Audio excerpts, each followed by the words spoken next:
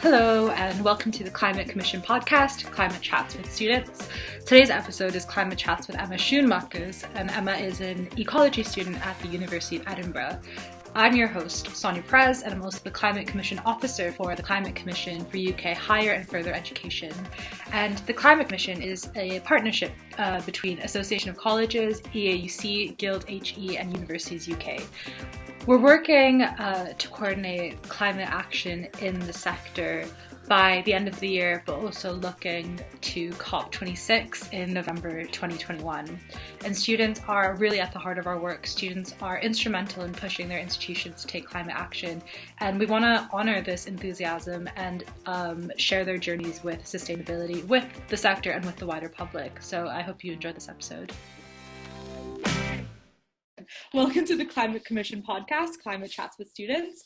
I'm here today with Emma Schoenmakers, and Emma is a ecology student at the University of Edinburgh. So thank you so much for joining us. Yeah, thank you for having me. Emma's going to be a panelist, and I'm going to be chairing a panel with the University of Edinburgh on climate justice. So I'm really excited to talk now and also talk then in a few weeks.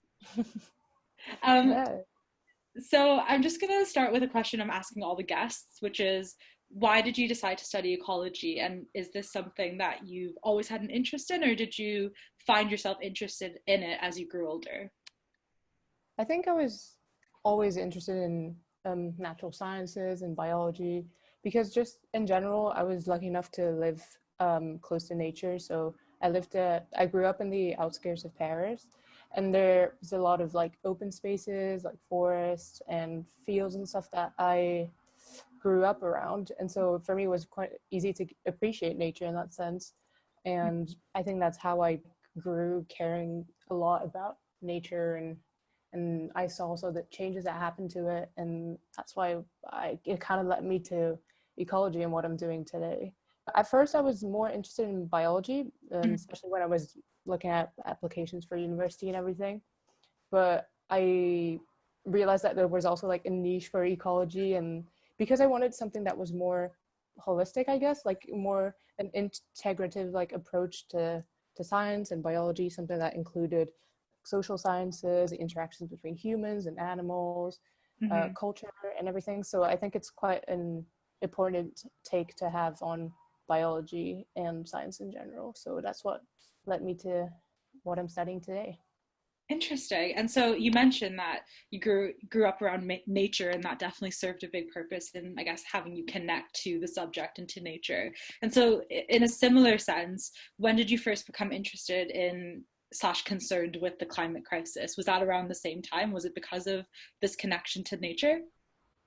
Yeah, I think it was around the same time, because I was always surrounded by nature. You could, like I said, you could see the changes that was happening to it. So it would be something as simple as like, the birds are nesting at a different time, or like there's this amount of squirrels in the forest. It sounds so simple, but it's these little changes that you notice in nature, and that a lot of people in rural areas notice, that kind of make you aware of like climate change and the climate crisis. And I feel like later on, for example, in high school, I met a lot of people who shared those views, and also who challenged my views of the world. And so I met a lot of people who were very into activism, and because they had, family members that were affected by, policies that were put into place by the government in like agriculture. So it was kind of interesting to have this influenced by my friends also that I met at school. And for me, like, I'm actually like really grateful to have met people as early on as in high school that have like such drastic and views that a lot of it's something you don't expect from high schoolers. I guess when you're 15 or like 14, people don't expect you to have really passionate views about like climate justice or anything, but it's actually at that time that it really changes you as a person. And I think it was a really defining moment to meet those friends as well. But I think that coming to university as well, I've been more aware of the intersections with social issues, because I've met so many people as well, like just having those conversations with people about their experiences and how they're differently affected by climate change is something that has really increased my interest in climate Yeah. justice. Yeah, like the lived experience that Mm-hmm. people can communicate.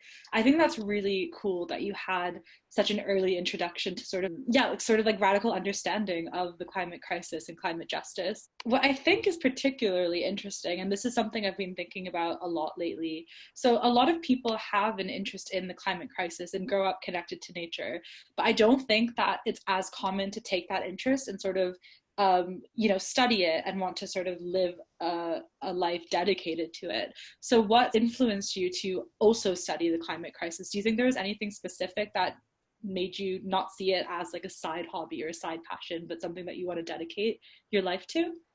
I think it was mostly because like my parents were lucky. I mean, and they're like they taught me like really important values about like hard work, and I think it's like a common immigrant like narrative as well. But it's like if you're dedicated to something, you have to give it your all and not just have it as. I mean, you can have like a hobby, but I think it's like you have to just be like passionate about something and stick to it until you kind of see change, and that's how I've kind of grown up. And then I think they were really like open to what I wanted to do. They weren't like, oh, you need to study finance or Yeah. econ or law because that's the only way you're going to get a degree. They were like, I think you can do whatever you want as long as you're passionate about and you stick to it and Right. you think it's the way to go. And so in that sense, I've been really lucky. And Yeah. so I think they really encouraged me in that direction as well because they saw how interested I was. Yeah. And I don't think I saw any like alternative. Like maybe I remember at some point I was like, oh, maybe I'll go into politics. But then I was like, there's no point in me going like doing a degree in politics if I don't know anything about the science behind the climate crisis or the Mm. environment. And so I was like, I need to have that prior knowledge first before going into any sort of degree that Yeah. is built on sustainability. Yeah, that's a really interesting way to look at it. What are your hopes and concerns for a future working in sustainability? Because I know something that we share is that we're both quite concerned with representation in the sustainability sector, and the sustainability professional sector is quite white and lacking in diversity. So I guess if you could talk a bit about that and how you see the future of sustainability work. It has like it is kind of changing right now because there's I don't know, there's like big movements and stuff. And I know like with the university, for example, they're trying to learn a lot and do a lot of work regarding that. Mm-hmm. Um, and I think the fact that we're seeing these kind of changes now, I mean, obviously it's been a long time coming. It's a bit frustrating to see that it's only happening now. But I do have some hope. I feel like it's a really good thing that a lot of people are putting themselves out there to take a stand and be like, oh, we need more representation, Yeah. and this is not okay anymore. I know like a lot of my, I mean, there's only two of us in our entire like 4-year degree who are mixed or of Black heritage, and we've like come together and we've been silent for too long. Like there's so many things that we didn't call our professors on in the entire 4 year of our degree, and we're like, it's time to take a stand and not be silent anymore. I think the fact that it has taken a renewal of like the Black Lives Matter movement is sad, but also it's given me a lot of hope because we're all finally taking a stand and saying we want more representation, and we just don't want just a face that looks like us. We want also active change Yeah. by leaders and people in power who are white, just to make space and for people of color, and also just take a stand and make sure that you're giving the opportunities to people of color, because it's been too long that they've been put on the side. Yeah. So actively making those opportunities. Mm-hmm.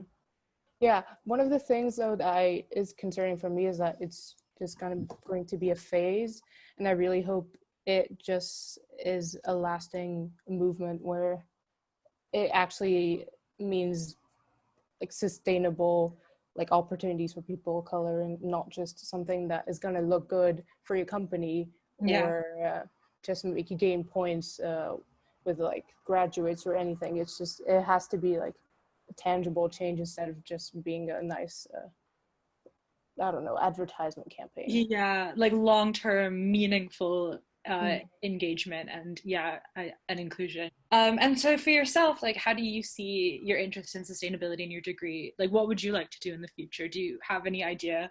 I know that's a really big question, especially now with COVID, but Yeah. I'm not too sure about what the future holds, to be honest, but I'm really interested in research for now because my degree is quite research focused and oriented towards like it's way more scientific than um, social sciencey, to be honest. But so I'm really interested in that and seeing how I can associate my like research and scientific data with probably more alternative knowledge, so like indigenous knowledge as well, and integrating that with scientific data to produce a research that's more cohesive and takes a broader spectrum and look at all the issues that are at play in science. So I'm really interested for right now in like plant ecology, and so that's something I'm really keen on working on, because there's so much knowledge that has been taken in the past by like botanists and stuff, going to the global south and taking advantage of the knowledge that's given to them and just taking it, using it for medicine or anything without giving anything back to the community they've taken yeah. from. And I Yeah. feel like it's so important to like integrate that knowledge but also respect it and give something back as well. And so that's something I'm really interested in, just Yeah. doing research the right way. And I think it's something that's much needed when teaching the science as well. It's just how do you conduct research in an ethical way. Yeah. And so I really want to know more about that and do it in the best way I can. But I don't think I'll stick to it forever. I also really want to um, be into outreach and advocacy, Mhm. because I feel like if you're a scientist or if you're um, like studying climate change, you have to be politicized in some way, because Yeah. you have so much to contribute to sustainability and to society as a whole, that you can't just do your research in a lab and then not contribute to the knowledge that's being shared and the conversations, because you are the one like, producing that knowledge. And Yeah. so I really want to work into outreach and increasing representation as well on the side, or maybe as a full-time job later on. But yeah, I really think my idea is just doing research and gaining as much knowledge as I can to better advocate for people and for science as well. So I'll see what happens. That's really great. And I'm excited to see what happens as well. Have you read the book Braiding Sweetgrass? Or have you Yeah, heard? I have. It's one of my favorite books. Oh my gosh, I'm currently reading it and I absolutely love it. It's just such a yeah, it's like kind of like what you were saying. We take this knowledge of the plants we have and the nature that we have, but we don't really understand like anything deeper and like the indigenous sort of aspects of it. Mhm. So I'm a big fan.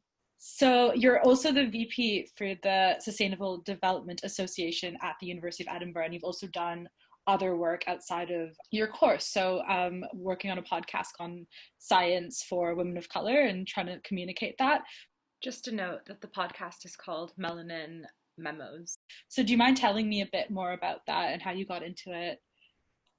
Well, I got into it because there's a big community on campus with women of color trying to stick together, because it's Edinburgh University is one of the whitest universities in the UK. So Mhm. there's a lot of women of color just trying to get together and create that sort of communities for ourselves, and also increase representation for other women of color as well. And so I think that just stemmed from that need for a community, and we just were like, oh, we need a podcast to highlight women of color in science, because it's something that's not talked about that much. And I mean, we all need professors that look like us. And so we want to put that out there and give those resources to people who need representation and believe in themselves and be like, oh, like this woman looks like me, and like she's done this, she works at NASA, like I can do it too. And it sounds so simple, but it really, like, it helps you a lot in believing in yourself and not having imposter syndrome, for example. Yeah. So I think that's how it came about. And it was mostly last year, so I think we have like 6 episodes up, and it's about different topics, so like climate justice, spatial science. There's also about LGBTQ plus women of color, and a lot of really interesting episodes. And so it's interviews of scientists and the work they're doing, the research they're taking, and a bit about how they came about to study science as a woman of color. So it's a really interesting podcast to listen to. I'm not biased at all, but yeah, No, it's been quite fair, because it's a lot of really interesting women that you don't really hear about, but they do such great research. Yeah. That it's nice to have a listen to their stories as well. I'm going to make like a really big intricate meal today, so it's going to take me some time, so I think I'm going to play one of the podcast episodes. Nice. I'll also share it so listeners can also listen to it, because I think this sounds really great. Your role as VP for the Sustainable Development Association. So could you tell me a bit more about that role and what you do, and why sustainable development, what it means to you, and why is it important to you? Well, because I study ecology, it's not something that I would have thought I would go towards, because it's quite different in the sense that it's more social. It's more social, and there's also economy that's included as well. And but I think it's something that's quite important, because the reason why I studied my degree in the first place is because I wanted a holistic approach to science, and in that sense, sustainable development kind of works on the same principle. So that's the reason why I wanted to get involved, and I just also wanted to be part of a change in the conversations that happen regarding sustainability on campus, and just not have that idea that, I think a lot of the problems with the idea of sustainable development for some people is that it doesn't seem tangible. It's something like I don't know, like ethical finance, or something that you wouldn't think you can see change in your daily life. Yeah. But I kind of want to shift that idea to something that's like more approachable, something that's more accessible and inclusive. And so, for example, we're having an event surrounded like by people who are creating change, like in Edinburgh. So we're doing like community initiatives. So we have people like submitting slides from Climate Camp Scotland, that's an activism group. We also have people from co-ops around Edinburgh, and also a bunch of organizations like SCORE Scotland, and they do a lot of work with Black and minority ethnic people, and especially they have a green initiatives program. So that's geared towards the BAME individuals, and trying to get them to be more surrounded by nature and get them more involved.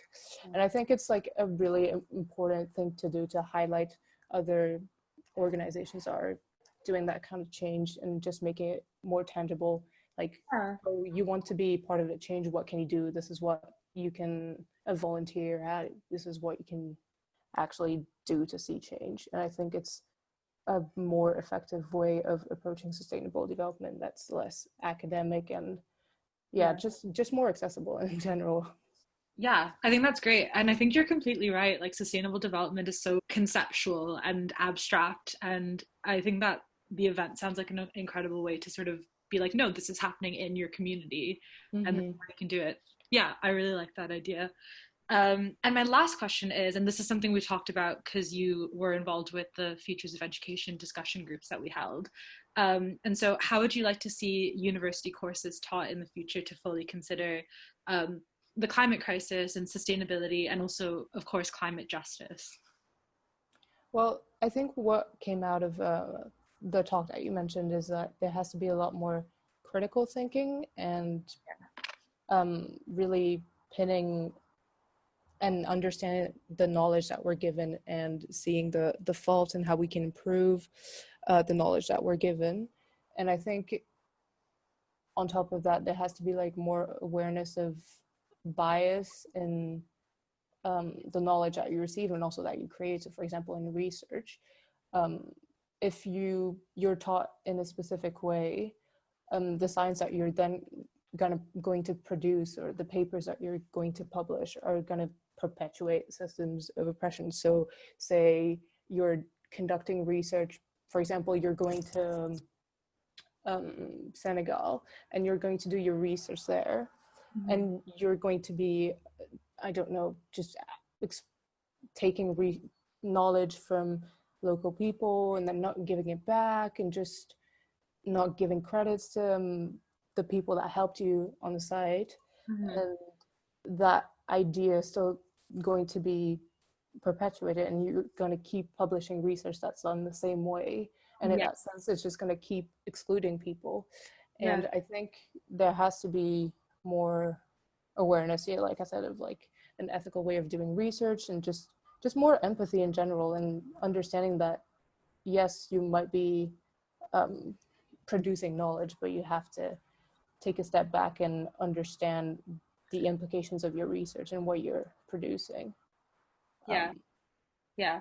I remember like during the chat you mentioned, and I thought this was interesting because this is something I think about a lot. I think you mentioned that, for example, with critical thinking and how important it is, we're not taught to question science, like specifically science. Like it's often just taught as this like very objective, like fact type thing, when I think you said that researchers can put in so much bias in like scientific findings.